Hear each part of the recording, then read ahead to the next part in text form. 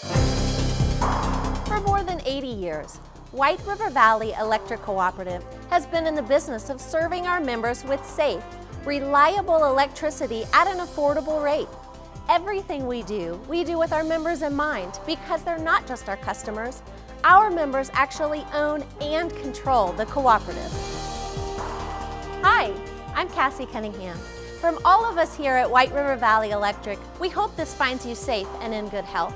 We want to take this opportunity to educate our members about an important vote that will take place at the 2020 annual meeting. Due to the pandemic, we're evaluating how to best conduct the meeting in order to keep everyone safe. As always, annual meeting will take place in September, and we look forward to your participation. At White River Valley Electric Cooperative, we're always evaluating what we do and how we do it in order to provide best-in-class service for our members. Since our last annual meeting, we formed the Bylaws, Governance, and Engagement Committee, comprised of both White River employees and board members. After closely reviewing our current bylaws that govern what we do here at the co-op each day, we're presenting 3 bylaw amendments for you, our membership, for a vote this year. These amendments are part of an effort to improve our governance practices and better represent and engage with all of our members. As you most likely know, White River is governed by a board of 9 directors who are elected by the membership to represent your voice in how the co-op operates. Voting for the cooperative board is your right and responsibility as a member. Your participation in our elections is absolutely vital to the success of this cooperative. Currently, members must attend annual meeting in order to vote for their board of directors. We always encourage our members who can attend the meeting to be here in person, but we all know sometimes life just gets in the way. People have to work, the kids have activities on Saturday mornings. Some of our members can't get out due to age or illness. Right now, the board of directors, who represent a membership covering more than 44,000 meters, are elected by only the members who can attend the meeting in person. That's less than 5% of the co-op. To make sure the voice of our full membership is truly represented, regardless of their current situation, we want all of our members to have a guaranteed opportunity to vote. So for our first recommended bylaw change, you'll be asked if you're in favor of utilizing secure electronic voting and mail-in ballots to improve member participation and make the voting process more convenient. With your yes vote, we'll remove the portion of the bylaw that states members must vote in person. This will allow electronic and mail-in ballots. It also adds that designated principals may vote on behalf of a company or the association they represent. As usual, voting results will be announced at annual meeting.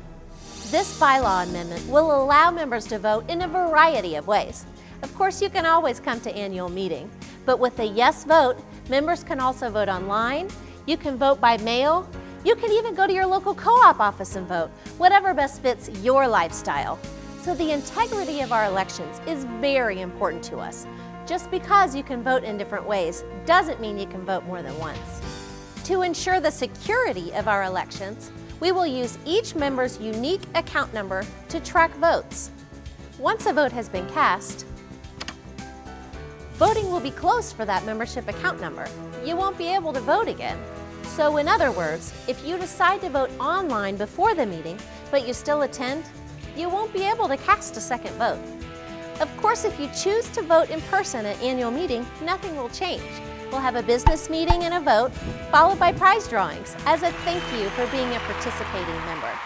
As a result of proposing online and mail-in voting, it's important that we also amend Article 4, board nominations. That way, members have the opportunity to vote for all candidates.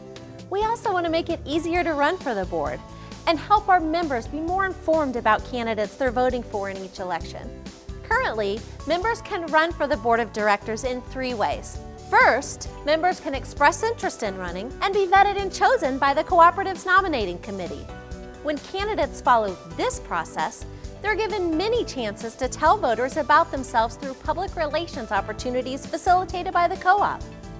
For example, you can read about candidates in our current Times pages of the Rural Missouri magazine. also on White River's website and social media channels. Additionally, candidates may run by having members sign a petition to get them on the ballot. They can also be nominated from the floor at annual meeting, but unfortunately, floor nominees don't have the same opportunity to introduce themselves to you, our membership. For our second recommended bylaw change, you'll be asked if you're in favor of making director nominations more open and easier to secure in advance of our annual meeting for those interested in serving on the board. With your yes vote, all board candidates, whether they go through the nominating committee or run by petition, will need to file 60 days prior to the meeting. No board nominations will be accepted from the floor. This only makes sense because a large percentage of the membership may have already voted online prior to annual meeting and would miss the opportunity to vote for late entry candidates. We're also making it easier to run for the board. Currently, if you choose to run by petition, you have to collect signatures from 5% of your district. That's an average of over 2,000 signatures, depending on where you live. But with the yes vote for this amendment, only 15 signatures will now be required, making it easier than ever for members to run and be involved with the cooperative. Lastly, the co-op will also send out a final list of candidate nominations to the membership even earlier, 25 days prior to annual meeting, instead of the previous 10, giving you more time to study up on your potential board of directors before you vote. Voting yes on these amendments will result in more transparency in our elections. It's important that members can make an educated decision about who will be representing them and making big decisions for our cooperative.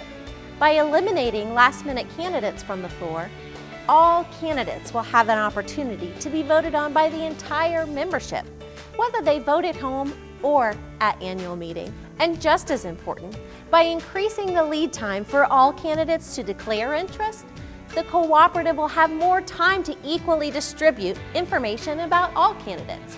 And the entire membership will then have an opportunity to read up on each candidate and really make educated choices. Our directors make very tough, very critical decisions, and it's in your best interest to make sure they are the right fit. Our third recommended bylaw change is to clarify what constitutes a membership and who can vote in our elections. This proposed amendment isn't much of a change in procedure, but it is actually a clarification in the bylaw wording to better represent how we currently operate. Right now, voting is tied to each member account. One membership account equals one vote. Unlike elections for public officials, our cooperative voting is not tied to each person. It's tied to your membership account. If there are 5 family members who live in your household and you have 2 electric meters there, you still only get one vote for that membership account. But here's where it gets a little confusing and exactly why we want to clarify this better with our bylaw amendment. Some of you are thinking, but wait, Cassie, I saw Jerry at annual meeting last year and he had 3 voting clickers. He can't vote 3 times. Well, actually he can. Here's why.